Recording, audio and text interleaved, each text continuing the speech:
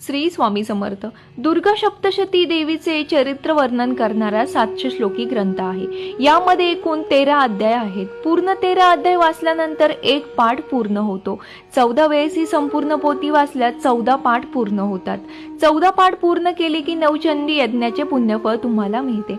हे 14 पाठ नवरात्रात कसे करायचे तर प्रथम देवघरासमोर आसनावरती आपण बसावे. ग्रंथ हातावर किंवा मांडीवर ठेवून वाचायचा नाही. पाटावर किंवा चौरंगावर ग्रंथ ठेवावा. दिवा लावून घ्यावा. ग्रंथाला हळदी कुंकू वाहावे. स्वतःला हळदी कुंकू लावा. फुले वाहून वाचायला सुरुवात करा. 14 पाठ कसे करायचे तर रोज तुम्ही नवरात्रीच्या पहिले 5 दिवस 2-2 पाठ करायचे आणि पुढील 4 दिवस 1-1 पाठ करायचा आहे. म्हणजे 9 दिवसात नवरात्रात तुमचे 14 पाठ पूर्ण होतात. अशा पद्धतीने या नवरात्रात 14 पाठ करा किंवा एक तरी पाठ आपण करायला हवा. श्री स्वामी समर्थ.